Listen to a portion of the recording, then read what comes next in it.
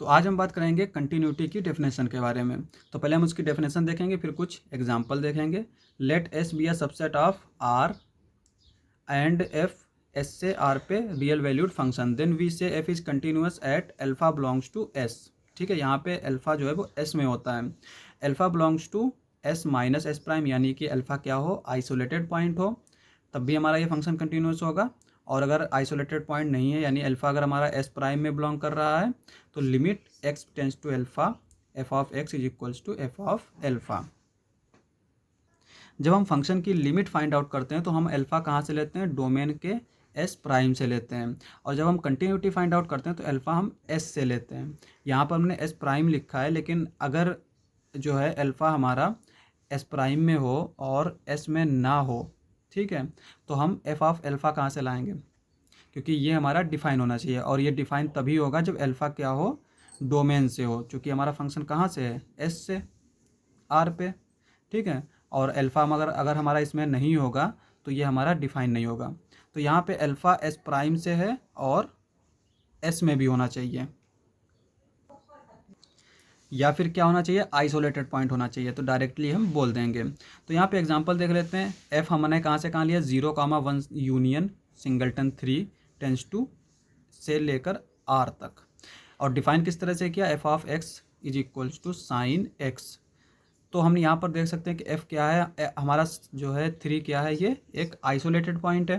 तो हम डायरेक्टली बोल देंगे कि f is continuous at x is equals to 3।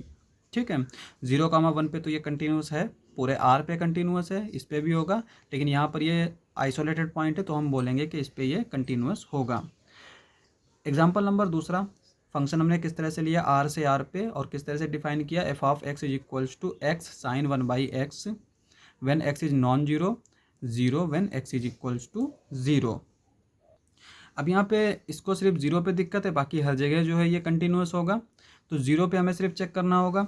अब यहाँ पे हमें जब यहाँ पे एफ ऑफ ज़ीरो दे रखा है 0, ठीक है, एफ ऑफ ज़ीरो यानी x इज इक्वल्स टू 0, तो ये क्या दे रखा है, 0। अब अगर ये डिफाइंड ना होता तो हम ये फंक्शन की बात नहीं कर सकते थे, इसकी कंटिन्यूटी की बात नहीं कर सकते थे।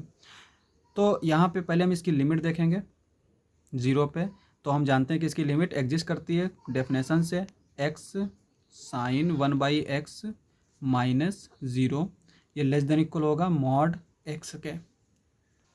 और इसको हम क्या लिख सकते हैं, -0 लेस देन एप्सिलॉन, तो इसको हम लिख सकते हैं x sine 1/x minus 0 less than epsilon, such that whenever mod x minus 0 less than delta. और जहाँ पे डेल्टा हमने क्या लिया, एप्सिलॉन के इक्वल ले लिया।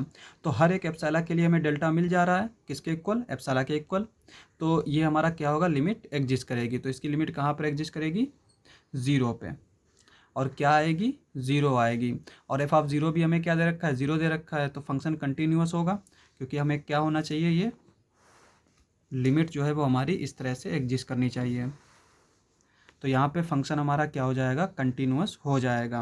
अब यहाँ पे एक चीज़ देखिए, जैसे हम एग्जांपल ले लेते हैं, एफ हमारा 0,1 से आर पे, ठीक है, और एफ ऑफ एक्स हमने डिफाइन किया एक्स इस तरह से।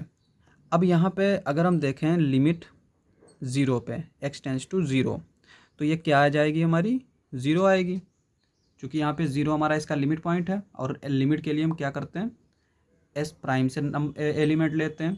और यहाँ पे एस हमने क्या लिया है, 0,1, तो एस प्राइम क्या आ जाएगा, 0,1। तो 0 तो इसमें है, तो हम 0 पे लिमिट चेक कर सकते हैं।